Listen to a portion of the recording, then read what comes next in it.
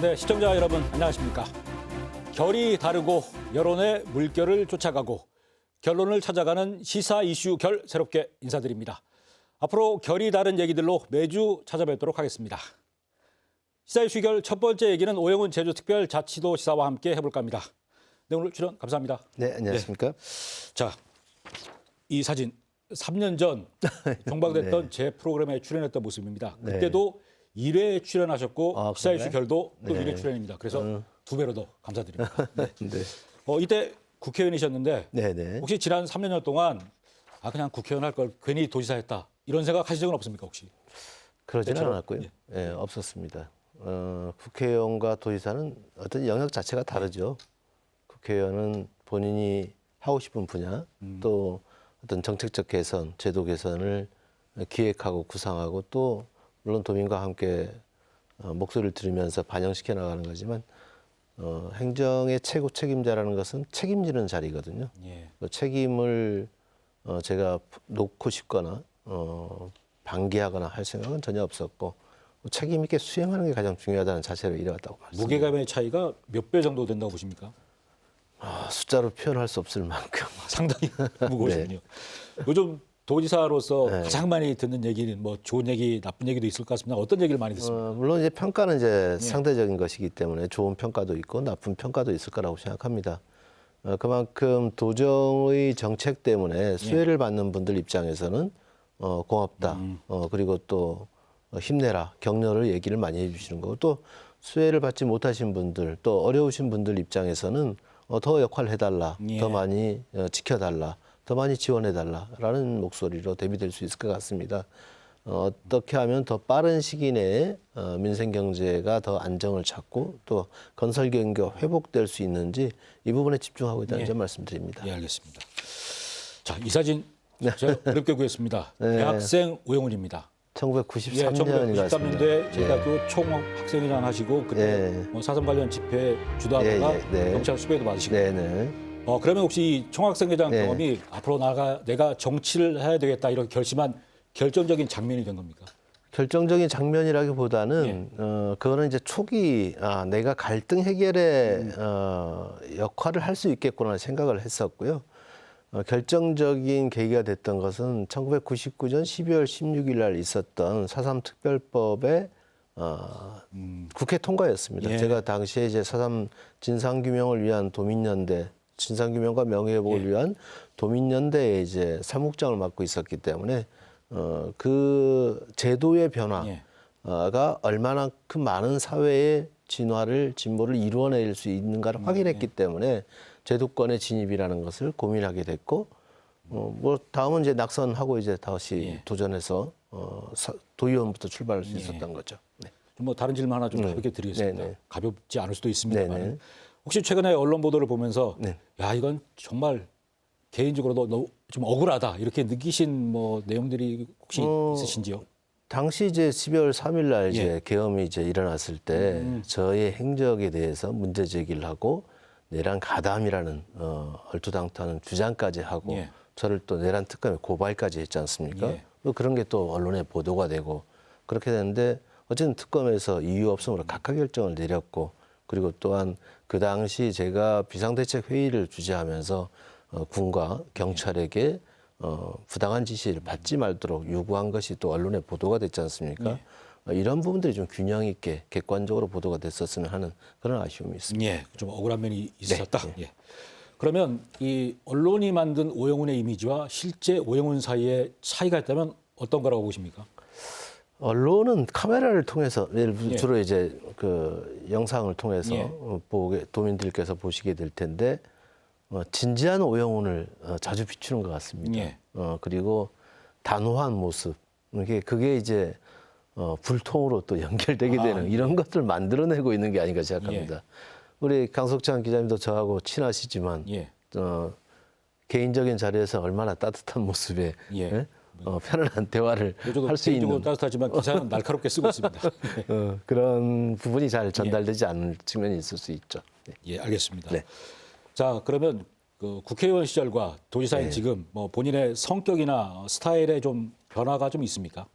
크게 변화는 없는 것 같고요. 다만 이제 행정의 책임자라는 직책 때문에 단호하게 결정해야 될 일이 있고 또 여러 가지 여론을 또 의식할 수도 있는데 이게 단기적으로 볼 거냐 장기적으로 볼 거냐 할 때 좀 유불리가 있을 수 있습니다. 저한테 유불리가 있을 수도 있고 또 도민께 유불리가 있을 수도 있는데 장기적으로 저는 보고 결정을 해야 한다고 생각하고요. 그래서 단기적으로 비판이 많을 수는 있지만 장기적으로는 도민의 삶의 질 개선에 도움이 된다고 하면 저는 그런 선택을 해야 한다고 생각합니다. 무게감의 차이 때문에 고민의 깊이도 더 깊어졌다. 그렇죠. 네. 자, 이제 현안 얘기를 조금 해보겠습니다. 네네, 지사께서 느끼기에 요즘 제주의 최대 현안은 뭐라고 보시는지요? 경제 불황에 대한 걱정이죠. 지금 현재 1차 산업은 이제 지난해 이제 5조 원 시대를 열고 또 관광 산업도 지난해 6월부터는 이제 좋아져서 올해는 이제 17%까지 전년 동기 대비 이제 관광객이 늘었는데 건설 경기가 회복되고 있지 않아서 최근 저희들이 도정 차원에서 건설 경기 부양 대책을 발표하고 있긴 합니다만은 시장의 반응은 아직 명확히 일어나고 있지는 않다 이렇게 생각을 합니다.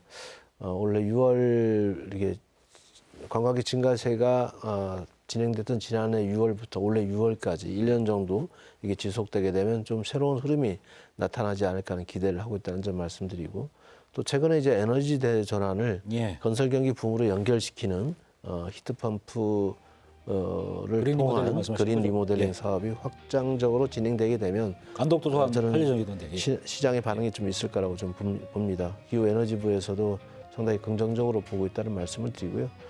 그리고 또한 이 시대 변화가 이제 급격하게 일어나면서 트렌드의 변화가 있습니다. 예를 들면 오프라인 시장은 상당히 약화되고 있고 온라인 성장은 급속히 팽창되고 있는 양상입니다.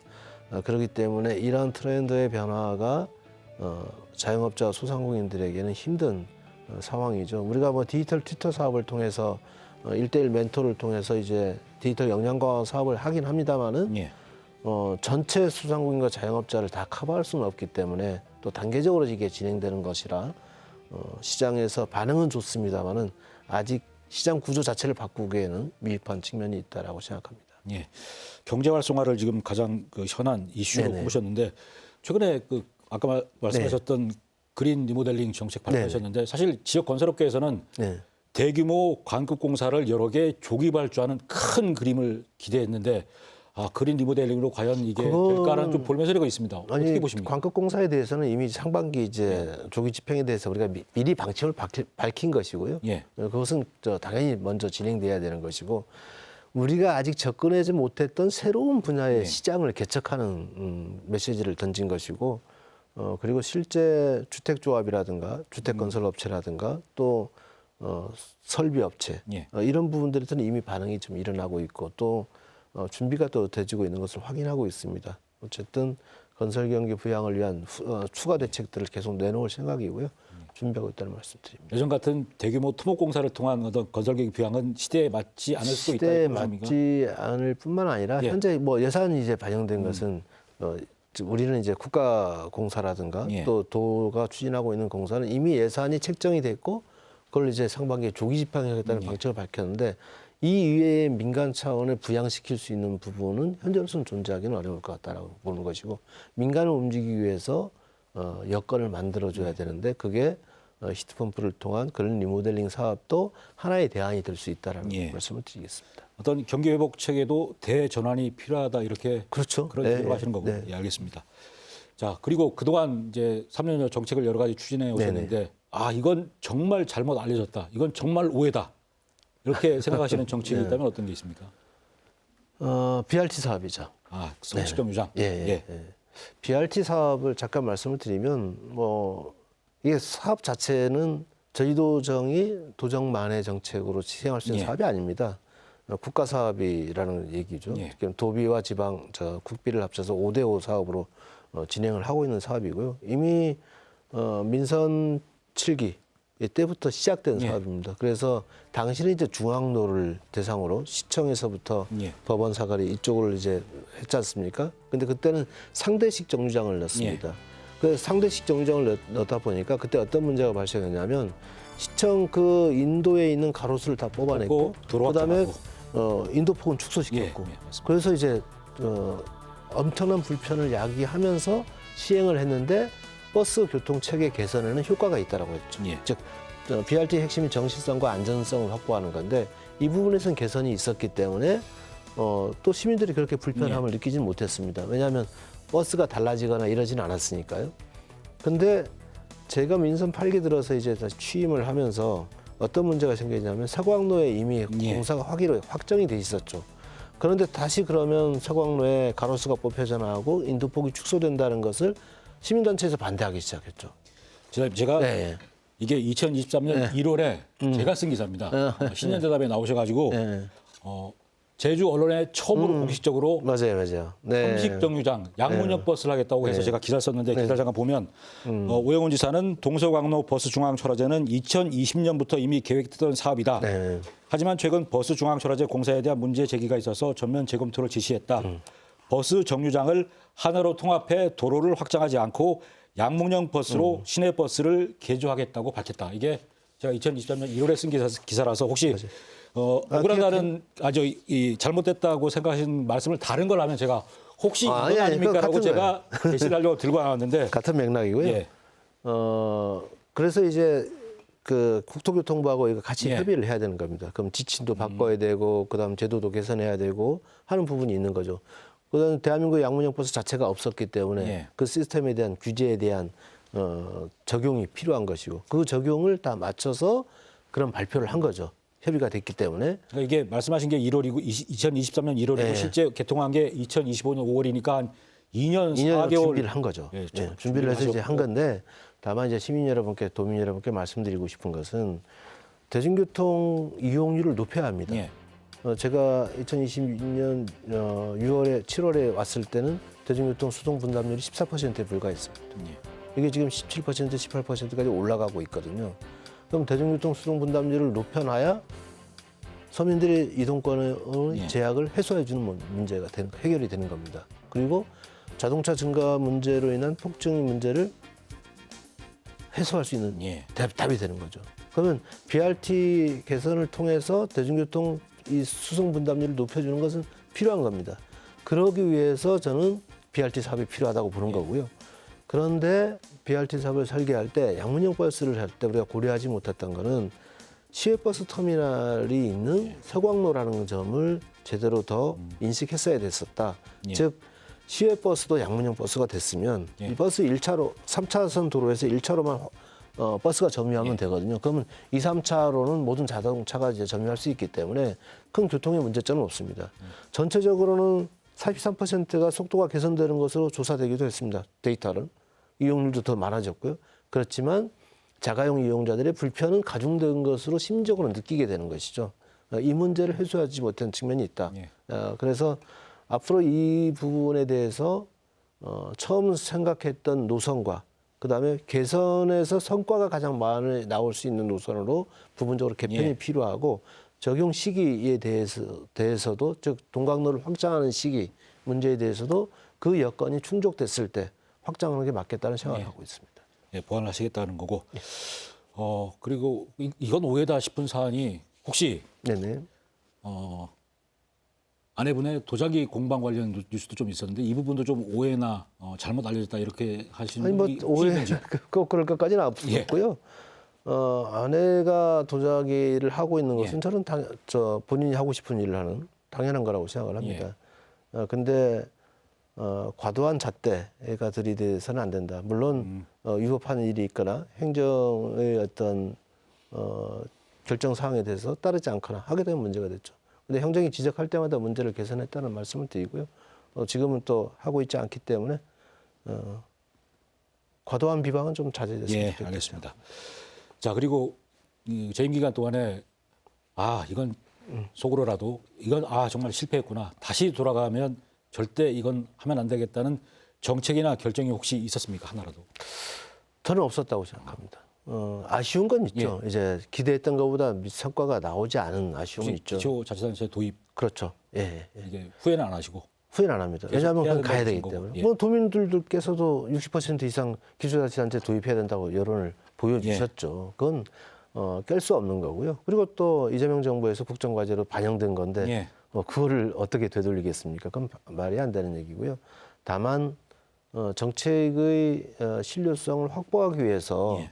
좀 더 디테일하게 접근했어야 되는데 부족했던 측면이 있다. 예를 들면 재정 분담, 재정 조정 제도를 통해서 세개 기초자치단체의 세입의 차이를 최소화할 것을 수치로 보여드렸어야 되는데 그게 늦게 된 거죠. 지금도 이제 용역이 진행되고 있는데 그걸 빨리 우리가 선행적으로 준비를 했더라면 예. 도민들의 걱정을 덜어드리면서 찬성적 여론이 더 또 많아질 수도 있었다라고 생각합니다. 그리고 어쨌든 지역 국회의원들과의 이제 그 문제에 대한 긴밀한 협의가 부족했던 것도 사실이고요.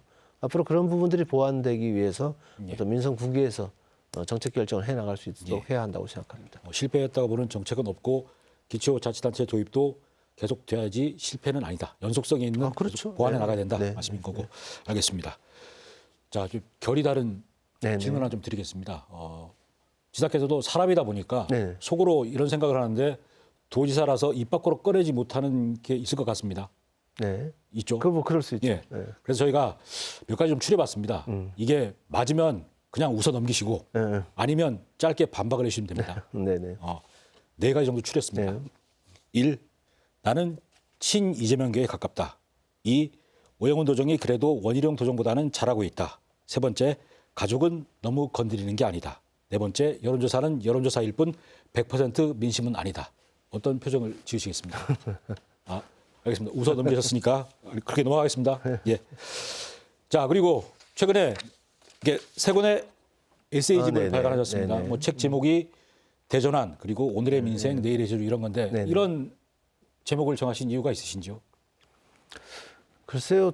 지난 3년 7개월간의 여정에 대해서 이게 도민들께 설명하기 상당히 좀 쉽지 않습니다. 예. 워낙에 많은 일들을 또 많은 공직자들과 함께 했기 때문에 기록이 저는 필요하다는 생각을 했고요. 그리고 그 기록에 대해서 또 평가가 있을 수 있지 않습니까? 그 평가를 할 수 있는 좋은 자료로서 활용되기를 희망했다는 점 말씀드리고 또 이것은 저만의 기록이 아니라 공직자들과 함께 걸어왔던 길이거든요. 예. 그 걸어왔던 길에 대한 기록은 필요하다는 판단을 했습니다. 예, 알겠습니다. 책은 많이 팔린다고 합니까? 글쎄 아직 뭐 생각은 못 해봤습니다. 예, 알겠습니다. 이 책 제목에 대전환처럼 항공우주 산업, 뭐 그린수도 같은 정책이 네네. 추진되다 보니까 지금 도정의 핵심 키워드가 네네. 대전환입니다. 근데 이게 제주의 여건이 아직 충분히 갖춰지지 않은 상태에서 너무 앞서가다 보니까 네. 성과가 제대로 안 나온다 이런 평가도 사실 있는데 네. 어떻게 보십니까 이 부분은? 평가 물론 그런 평가 있을 수는 있다고 예. 보고요. 다만 대전환의 측면에서 하지 않으면 안 되는 거잖아요. 그럼 예. 해야 되면 해야만 된다는 것인데 해야만 되는 것에서 저는 성과를 이미 내고 있다고 생각합니다. 예. 저는 제주특별자치도가 대전환의 시대에 새로운 에너지 산업의 비전을 체계를 수립하고 방향을 제시를 했고 예. 그리고 또한 우주 산업이라는 새로운 영역에 도전을 하고 있는데 의외로 더 많은 속도가 나고 있죠. 그 속도가 나고 있는 것에 대해서 좀 더 인식이 확산이 좀 있었으면 예. 좋겠다는 생각이 듭니다. 근데 그렇게 지금 네네. 대전환이 3년 넘게 네네. 진행이 되고 있는데 그런 질문들을 하는 도민들이 있습니다. 네. 그럼 내 삶은 뭐가 바뀌었냐? 내가 그렇게 분산에너지, 재생에너지를 하는데 나한테 돌아온 혜택이 뭐냐? 이런 질문들을 하시거든요. 분산에너지, 재생에너지를 하면서 네. 그래서 우리가 발표하는 게 이 에너지로 관련돼서 발생하는 수익에 대해서 도민들께 배분하겠다는 거죠. 그래서 에너지 그러니까 연금 언제까지 기다려야 오느냐? 그건 올해부터라고 제가 말씀을 드렸고, 예, 올해부터 에너지 연금 제도를 도입해서 진행하겠다. 이미 재원도 지금 확보되어 있는 거고, 예. 그리고 우리가 앞으로 추가적인 해상 풍력을 하는 과정에 도민들이 참여해서 하겠다는 겁니다. 예. 그럼 예를 들어서 도민들께서 세대당 1,000만 원씩 투자를 하게 되면 18%의 수익률을 보장하는 방식으로 연금을 지급하겠다는 방법을 제시를 한 것이고요. 예. 그리고 이 분산에너지와 재생에너지를 확대하는 과정에서 프로슈머, 그 에너지 프로슈머로서 역할을 하게 해드리겠다는 겁니다. 즉 지금까지는 에너지 소비자로만 저희 도민이 살아왔는데 생산자로, 소비자로, 그다음에 에너지 거래자로 이렇게 활용할 수 있는 여건이 이미 만들어졌다. 그러니까 지금 현재는 체감하지 못하면 조금만 더 기다리면 이게 뭐 원래 이미 훨씬 진행되는 더 거 있죠. 체감도가 높을 거다. 예, 이렇게 그렇죠. 보시면 우주산업 같은 경우에도 자 만약에 예를 들어서 위성을 쏘아 올리잖아요. 예. 그러면 공유수명 점소양 허가를 해야 되고 그런 과정에서 비용을 제주도에다가 내야 됩니다. 그리고 매출이 발생하는 거죠. 쏘아 올렸다는 얘기는. 그 매출 발생에 따른 세입으로 제주도청으로 들어오는 거죠. 예. 그러면 고용이 창출됐고 고용이 창출이 확장돼 나가고 그럼 우리 아이들이 취업하는 거지 않습니까? 예. 우리 아이들이 취업해서 소득세를 내게 되는 거고 재산세를 내게 되는 거고 그리고 사람들이 더 이전해 오고 기업들이 더 이전해 오고 그러면 제주도의 세입 여건이 좋아지는 거죠. 선순환 경제가 만들어지는 거죠. 예, 그런데 최근에 그 JIBS를 비롯해 네네. 언론 사사가 여론조사를 했는데 네.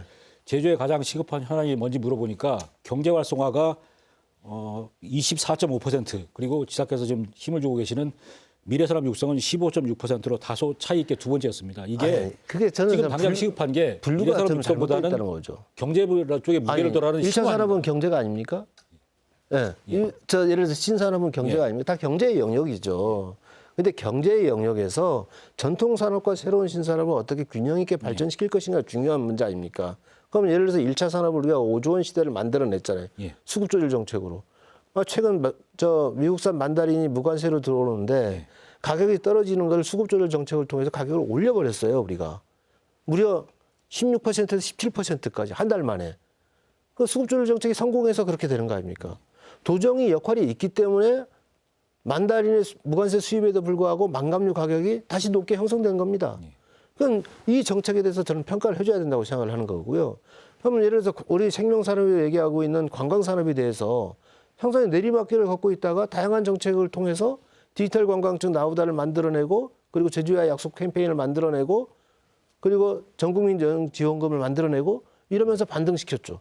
그래서 지금 15%, 17%까지 전년 동기 대비 높여놓고 있는 거죠. 예. 이거 지역경제 가장 핵심이죠. 두 가지가. 1차 산업과 관광이. 이 기반 위에 그다음에 새로운 신산업을 해야 된다는 겁니다. 예. 물론 이 과정에서 자영업과 소상공인들이 힘든 것 우리가 또 포용금융 정책을 통해서 지원을 하고 있는 거고 탄난전 적립 20%를 통해서 다시 지역경제의 온기가 돌아가게끔 만들고 있는 거고 예. 물론 부족한 측면이 있습니다. 그렇지만 저는 종합적으로 진행돼야 한다고 생각합니다. 예. 좀 더 기다리면 체감도가 훨씬 커질 것 같고 그러면 이렇게 기다리면 나아지는 것 중에 하나가 혹시 제주 칭따오 하면서도 기다리면 나아집니까? 이미 저는 개선이 되고 있다고 보여지고요. 예.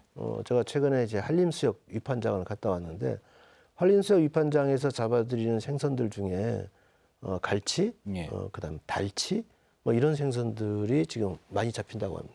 이 생선들이 예전에는 군산항을 통해서 중국으로 수출이 됐는데 이제는 직접 수출하게 되는 거죠. 영동갈치로요. 네. 예. 그러니까 냉장도 그렇고 냉동도 그렇고 그러면 이렇게 되면서 수출량이 계속해서 늘고 있다는 겁니다. 그럼 저는 수산업 분야에서 수출량 계속 늘어날 수밖에 없다고 보여지고요. 예. 그리고 최근에는 이제 중고자동차 수출이 이제 본격적으로 가동이 되기 시작했죠. 그래서 중앙아시아 이제 키르기스탄이나 우즈베키스탄까지 제주의 중고자동차가 지금 수출되게 되는 물량이 확보되고 있다는 것을 확인하고 있습니다. 이제 이 추세는 저는 강화될 수밖에 없다고 보여지고요. 우리가 경부고속도로가 만들어졌을 때 당장 수익률이 개선됩니까? 순이분기점이 달랍니까? 아닙니다.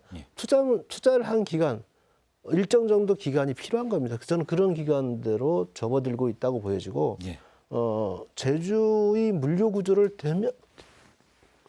아주 대전환의 역사를 저는 예. 쓰고 있는 거라고 봅니다. 우리는 지금 수도권에 비해서 수도권 물류보다 비싼 지금 구조를 갖고 있지 예. 않습니까? 근데 대한민국의 공산품도 대부분 중국에서 오는 거거든요.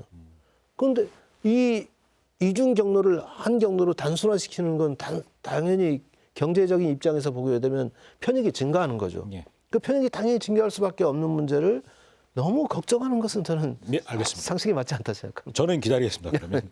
자 그리고 이제 도지사 취임하실 때 이거는 내 임기 안에 꼭 해야지 하는 어떤 뭐 버킷리스트, 체크리스트 이런 걸 혹시 만드셨을 수도 있는데 그거는 이제 몇 퍼센트나 했다고 보십니까? 매니페스토 그 실천 공약 이행 공약. 점검이 이제 있기 때문에 예. 정확히 얘기하면 제가 볼 때는 뭐 그 수치상으로는 뭐 87% 뭐 이렇게 나오긴 합니다만 저는 80% 가까이 예. 이루어지고 있다 이렇게 생각합니다. 만약에 네네. 만약입니다. 취임 초기부터 윤석열이 아니라 이재명이 대통령이었다면 성과를 더 내고 도민들의 평가가 더 나아졌을 거라고 보십니까? 당연하다고 생각합니다. 왜 어떤 그러냐면 측면에서요?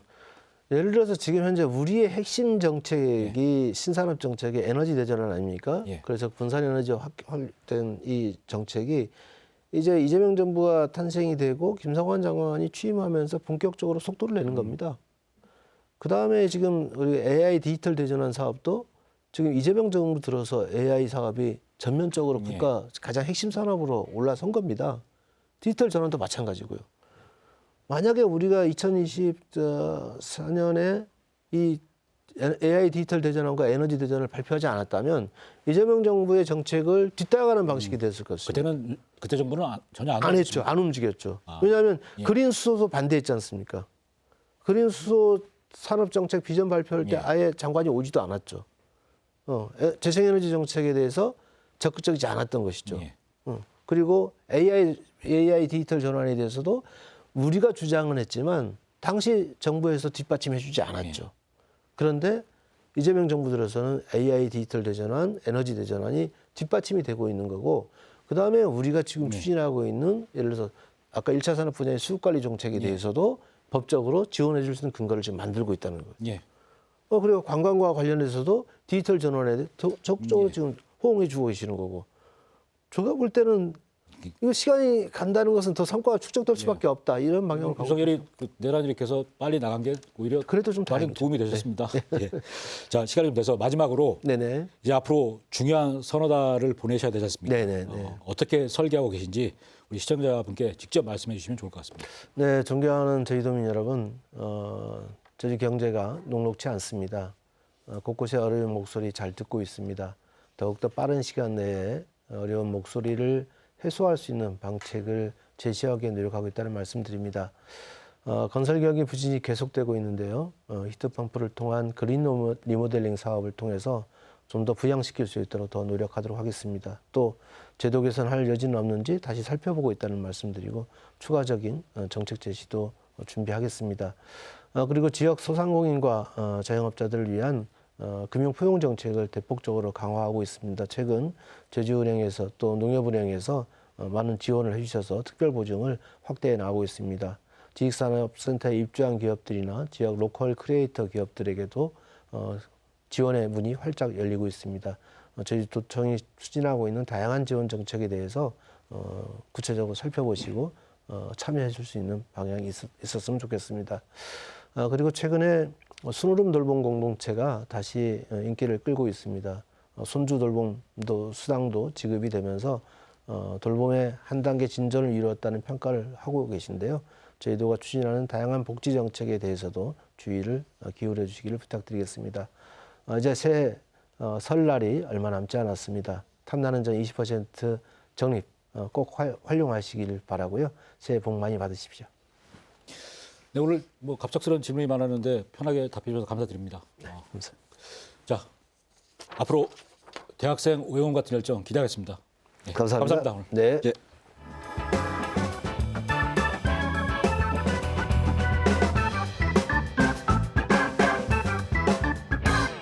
시사 이슈 결 두 번째 얘기로 넘어가 보겠습니다.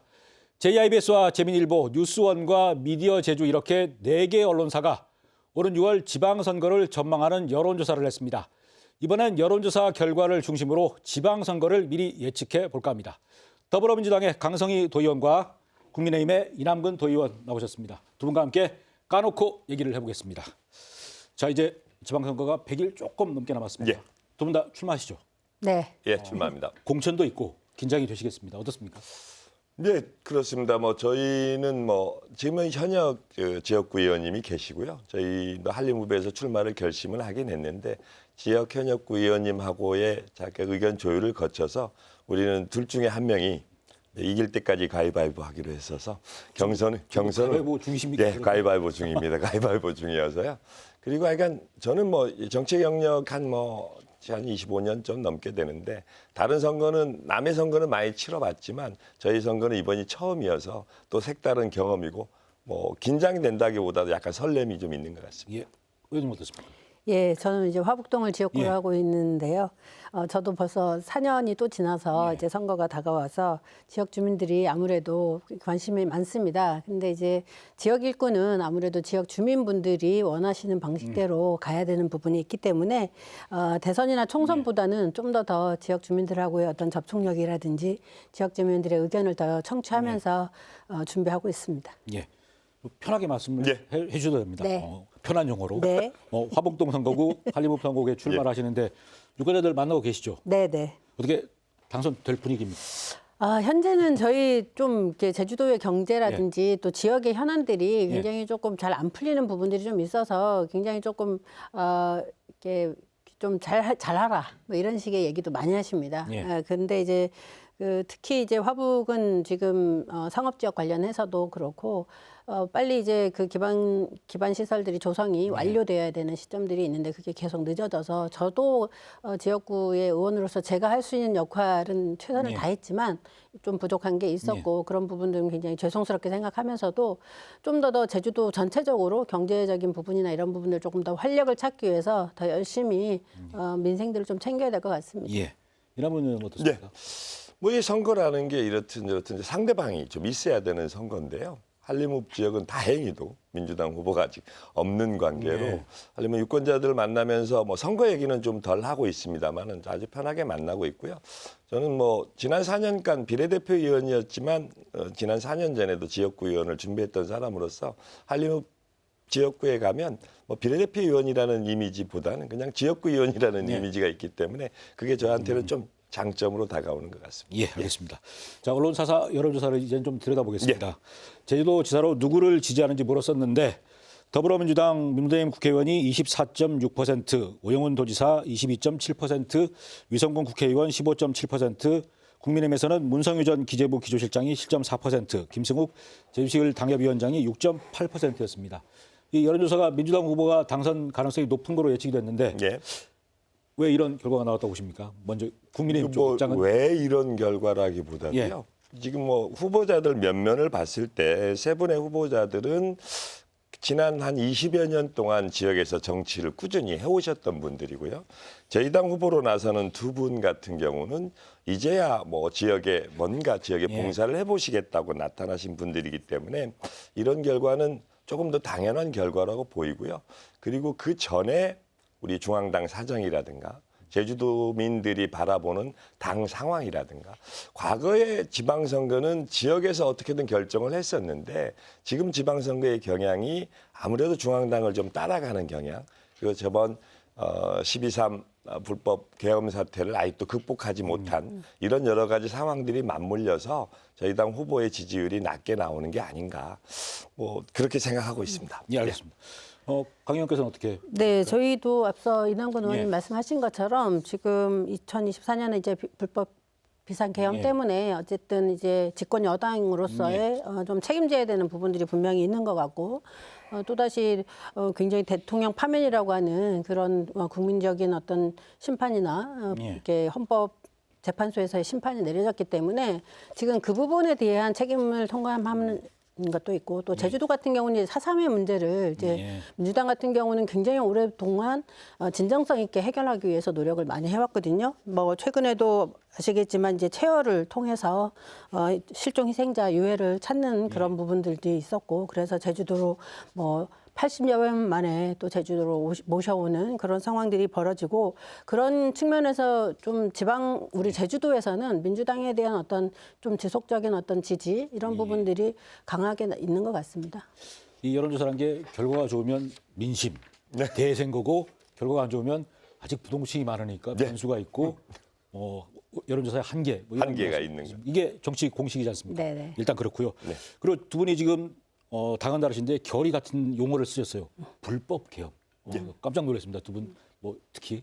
저는 뭐 당에 가서 욕을 먹을지 모르지만 전 불법 계엄이라고 보고 예. 있고 이거를 저희들 당에서 중앙당 차원에서 뭐 정리가 안 되면 이번 지방선거는 모르겠습니다. 대구 경북 지역은 모르겠는데 다른 지역은 저 선거를 치르기 상당히 어렵다. 저는 개인적으로 그렇게 생각하고요. 이 부분을 빨리 정리를 해야 될 것 같습니다. 예, 알겠습니다.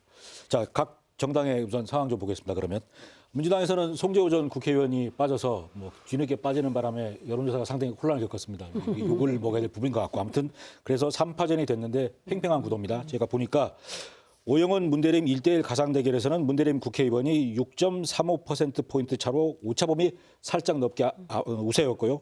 오영훈 위성권 1대1 가상 대결에서는 오영훈 지사가 3%포인트 오차범위 안에서 앞서는 것으로 나왔습니다. 민주당 내에서도 지금 지지하는 층들이 상당히 갈려 있다 그러던데 당내 분위기 좀 어떻습니까? 당내 분위기는 앞서 우리 이남근 의원님 말씀하신 것처럼 이제 오영훈 지사님이나 문대림 예.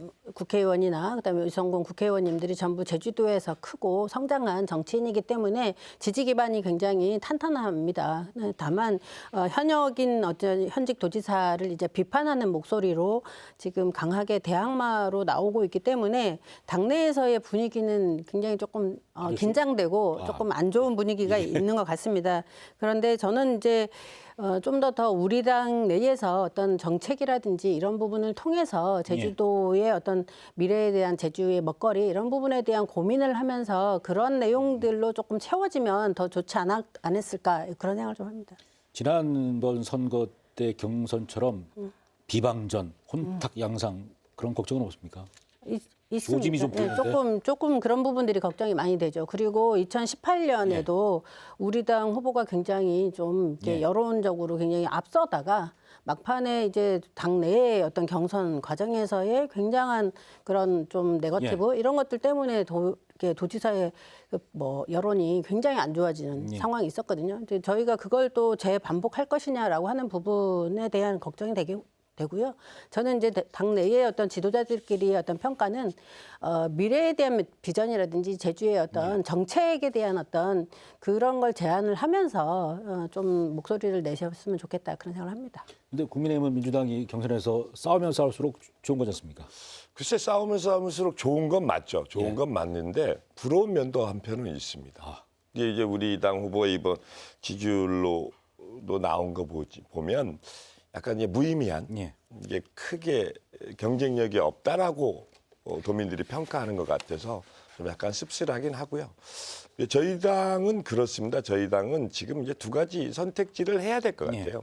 이 정도 여론이 명절 전에 나왔다면 빨리 그러면 도지사 후보를 민주당보다 조기 확정을 해서 빨리 선거운동을 하게 하거나 아니면 당에서 판단을 해서 이 지금 나와 있는 후보자들이 도저히 경쟁력이 없다면 또 뭔가 새로운 인물, 외부 용병을 찾아야 되는 게 아니냐. 이런 이 기로에 서 있는 것 같습니다. 후보 결정을 하려고 했다면 이 두 분, 문성유, 김승욱 두 분의 지금 어떤 지지율 격차가 거의 오차범위입니다. 근데 그 오차범위가 지금은 누가 될 것 같습니까? 두 분 중에 그러면? 그러니까 그 오차범위가 큰 의미가 없는 오차범위라는 얘기죠. 우리 초등학교에서 지금 한 10명이 있는데 7, 8등 나누고 싸우는 오차범위는 아무 의미가 없는 오차범위라는 얘기죠. 앞에 1, 2, 3등이 있는데 7, 8등 어떤 사람을 붙여도 그 앞으로 갈 수 있는 상황이에요.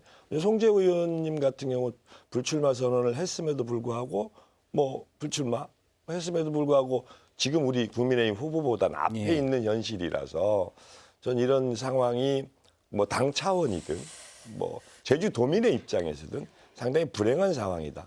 저쪽 민주당 후보들이 약간의 금도를 넘는 듯한 당내 경쟁을 통하고 그 경쟁이 도민들에게 눈살을 찌푸리게 함에도 불구하고 그 반사이익을 국민의힘이 못 얻는 이런 현실이 조금 아쉽긴 합니다. 그래서 부러우시다. 알겠습니다. 자, 이제는 오영훈 도정에 대한 평가 결과 좀 보겠습니다. 잘못한다는 응답이 51.4%, 잘한다가 35.1%입니다. 왜 이렇게 부정적인 평가가 좀 다소 많고 지방선거에는 어떤 영향을 미칠 수 있다고 보십니까? 저는 오영훈 지사에 대한 평가가 굉장히 좀 아쉬운 부분이 있습니다. 저 역시도 제주형 이제 행정체제 개편을 굉장히 큰 공약으로 내세웠는데 이제 그것이 이제 중앙 정부와의 어떤 협의라든지 또 도내의 어떤 여론의 변화 이런 부분들이 있었기 때문에 결국에는 이제 그것이 자초되고 또 대중교통 체제 개편과 관련해서 최근에 굉장히 많은 비판이 있지만 이것은 원희룡 지사 때부터 국토부와 관계되어서 제주도는 지하철을 개설할 수가 없는 어떤 지역 지형적 특징 때문에 이제 대중교통 개편이라고 하는 부분으로 국토부하고 국가 지원 사업으로 지금 삼식 정류장 말씀하시는 예, 거죠? 예. 이루어지고 있는데 거기에서의 지금 서광로의 어떤 그런 지리적인 특성이라든지 그다음에 어떤 그 교통 흐름에서의 좀 다른 점. 왜냐하면 거기는 이제 시외버스 터미널이 있고 시외버스들이 다니고 있는 도로였기 때문에 우리가 지금 그 시청을 중심으로 해서 아라동까지의 중앙차로제가 원활하게 되고 있는 거하고 또 다른 문제들이 또 발생하고 있다라는 점. 이제 그런 부분들이 굉장히 중첩되어서 오영훈 지사의 어떤 도정에 대한 평가가 이루어지는 것 같습니다. 이제 제가 생각할 경우는 오영훈 도정의 그런 부분들이 분명히 좀 어려운 지점들이 분명히 있었다라는 생각이 들고 그런 부분에 있어서 빨리빨리 좀 이렇게 판단해서 실기하지 않았으면 좋았을 것인데 그런 부분들에 대한 아쉬움이 좀 있습니다. 예. 어떻게 보시고 선거에는 도움이 되시겠죠? 국민의힘 선거에는 이런 게 오히려. 글쎄 이제 예. 아까도 선거는 상대방에 있는 예. 거기 때문에 오영훈 도정의 평가가 상당히 박한 거는 맞은 것 같습니다. 아까 존경하는 강성희 의원님께서 여러 가지 얘기를 해주셨지만 저희도 의회에서 보면서 예. 우리가 강성희 의원님 얘기에 동의하는 부분도 분명히 있어요. 그런데 순간순간 그 정책을 변화하는 과정에서 약간의 불통 이런 부분이 있었던 것 같고요. 지방선거의 영향이라고 하면 민주당 내 경선에서 영향이겠죠.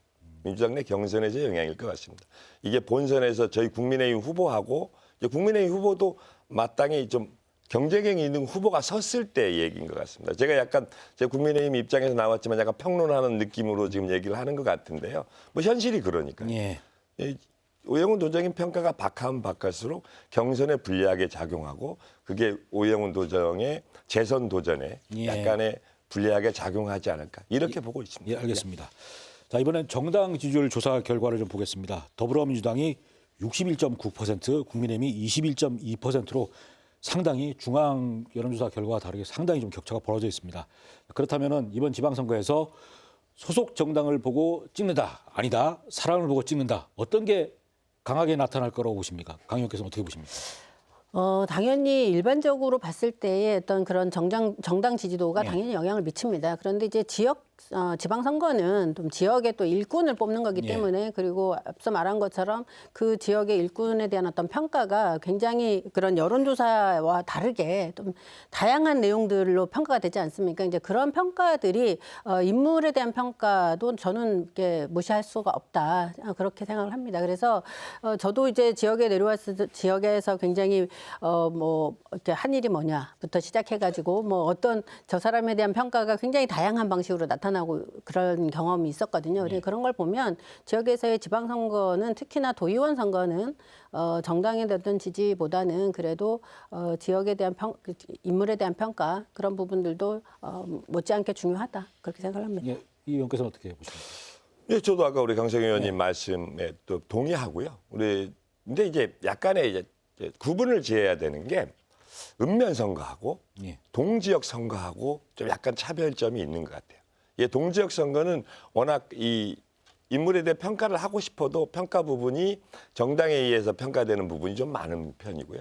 읍면 지역은 분명 워낙 스킨십들이 강하게 지내다 보니까 이 인물에 대해서 평가하는 부분이 많아서 그래도 사람 보고 찍는다 쪽을 택하고 싶습니다. 지금 정당 지지도가 약하기 때문에 그래야 제가 어떻게든 살아남을 수 있기 때문에. 예, 알겠습니다. 예. 자, 그리고 민주당 같은 경우에는 도의원 출마 예정자 공천 자격 심사를 해서 많은 사람들 중에 70명으로 압축을 했습니다. 그래도 많은데 지금 공천 준비들은 어떻게 되고 있습니까? 민주당 쪽에서는?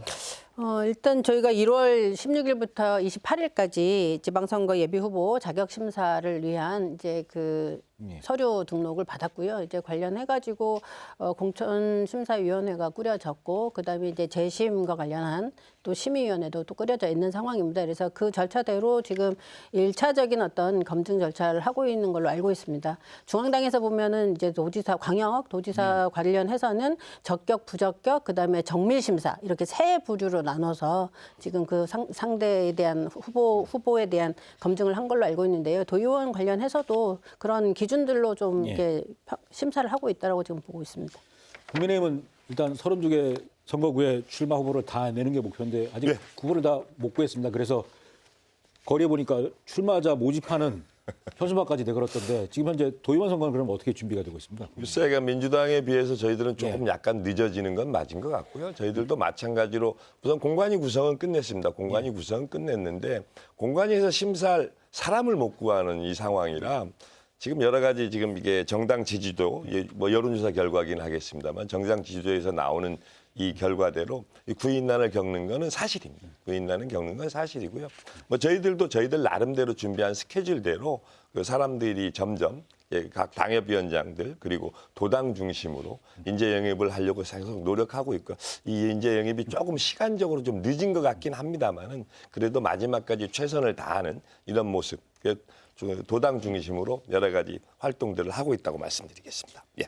출마 후보를 구하기 위해서 결이 다른 후보도 영입을 하실 겁니까? 글쎄, 그 뭐 제가 뭐 판단할 수 있는 부분은 예. 아니고요. 우리 제주도당에서 그거 뭐 판단할 수 있는 영역이기 때문에 뭐 결이 다르고 보다도 이 도의원 선거는 어떻게든 지역 구민을 위해서 최선을 다할 수 있는 사람 그런 사람들을 선택해야 하기 때문에 뭐 결이 다르고 뭐 예. 결이 같고 이런 부분은 별로 없는 것 같습니다. 예, 알겠습니다. 예. 그리고 이게 어떻게 보면 또 선거 판세하고 영향이 있을 것 같은데 지금 현재 제주도 도의원이 지역 선출직위원 32명. 32명에다가 예. 비례대표 교육원 합쳐서 지금 정수가 45명이지 않습니까? 예. 근데 이제 이번 선거부터 교육원 5명이 폐지되다 보니까 정수를 40명을 하자, 늘리자, 말자 여러 가지 말들이 많은데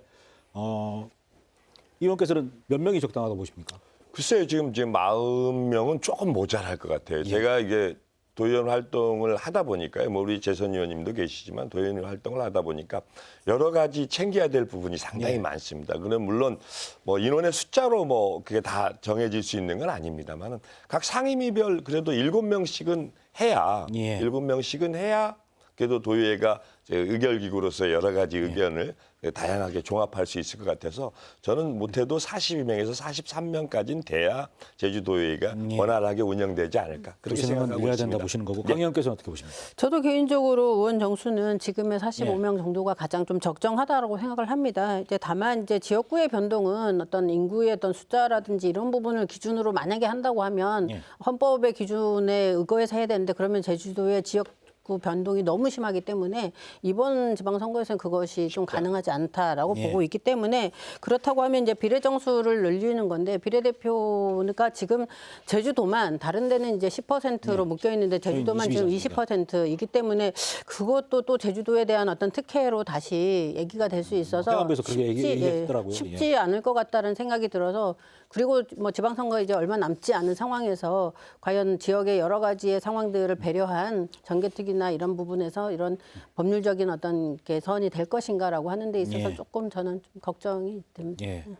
그리고 지금 민주당과 국민의힘 양쪽 모두 그 현역 의원들 대부분 도의원들이 출마를 합니다. 네네 그렇습니다. 뭐 도의원 선거가 개인전인데 사실 팀 플레이도 필요한 부분이라서 이 도의원 선거를 젊은 애들이 뭐 얼마 전까지 많이 했던 배틀그라운드라는 게임 혹시 아십니까?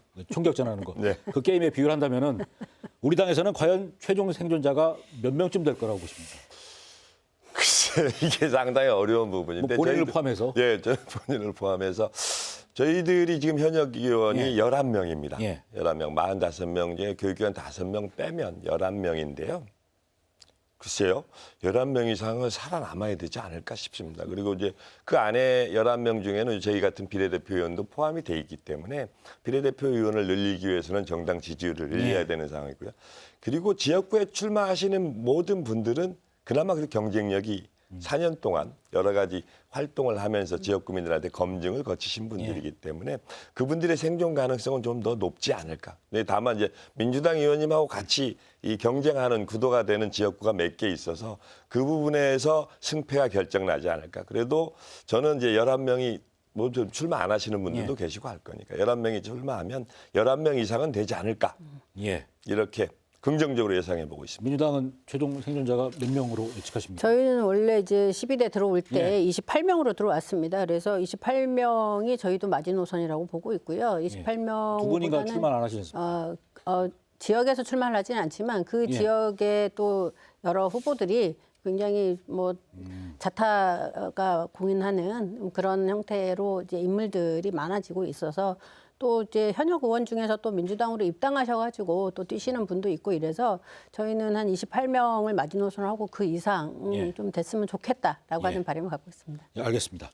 자, 그리고 지방선거가 갑자기 돌발 이슈가 터지면 이게 선거 쟁점이 되고 뭐 지난번에도 그랬고 해서 그런데 이번 지방선거에는 어떤 게 선거 이슈가 될 거로 예측을 하십니까?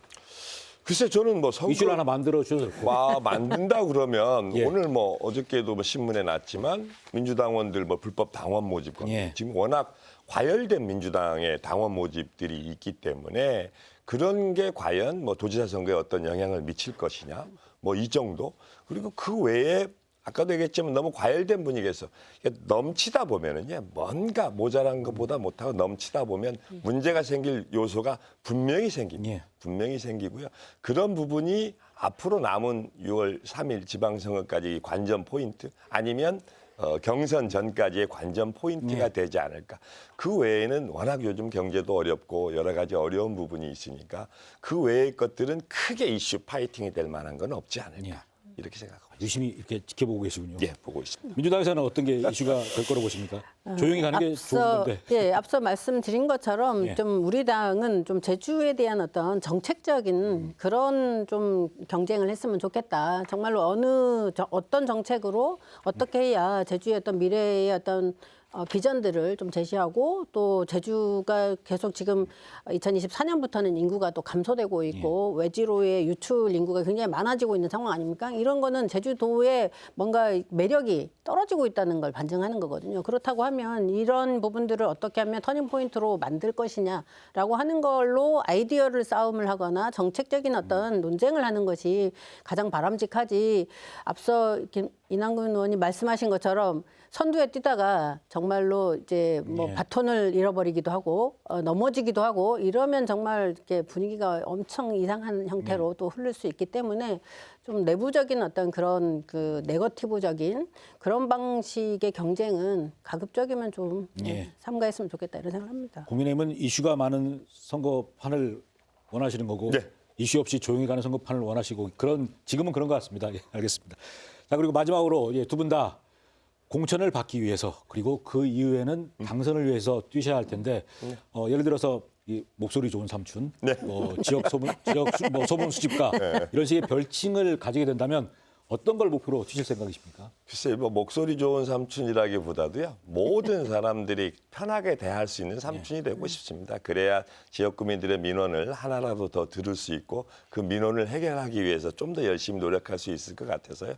목소리 좋은 삼촌 글쎄 그것도 나쁘진 않은 것 같습니다. 예, 의원님께서는 저는 계속 초선 때부터 성의 있는 화북 일꾼 이렇게 계속 얘기를 해왔는데 저는 정치라고 하는 것이 앞서 우리가 뭐 다 하고 다 할 수 있는 게 아닙니다. 지역 주민들의 의견을 담아내서 그리고 그것을 정책화시키고 그것을 예산을 반영해가지고 지역에 조금이라도 개선할 수 있는 방식으로 정치를 해야 되는 거기 때문에 저는 일꾼이 맞다라고 보고 전 일꾼답게 저희 지역에서 정말 일 잘한다라고 하는 걸로 평가를 받고 싶고 그런 부분으로 저도 좀 저의 공약이라든지 예. 그런 부분들 좀 준비하겠다 말씀드립니다. 예, 알겠습니다. 오늘 두 말씀 잘 들었고요. 예. 좋은 결과 기대하겠습니다. 그때 다시 모시겠습니다. 네. 오늘 감사합니다. 다시 불러주십시오. 고맙습니다. 예, 고맙습니다. 네, 전 세계가 K-팝과 K-드라마, K-푸드와 K-뷰티, 심지어 K-민주주의까지 부러워하고 있습니다. 그런데 정작 국민들은 속 시원하게 뿌듯함을 느끼지 못하는 게 사실입니다. 여전히 정치권과 사법부에서 비정상적인 말과 행위, 이해 안 되는 결정이 이어지고 있기 때문일 겁니다. 오는 6월 지방선거를 거치는 과정에 이런 게 싹 다 정리가 돼서 국민들이 어깨에 힘이 잔뜩 들어가는 국뽕을 제대로 느껴봤으면 좋겠습니다. 네, 시사 이슈 결 첫 번째 시간 오늘은 여기서 마치겠습니다. 고맙습니다.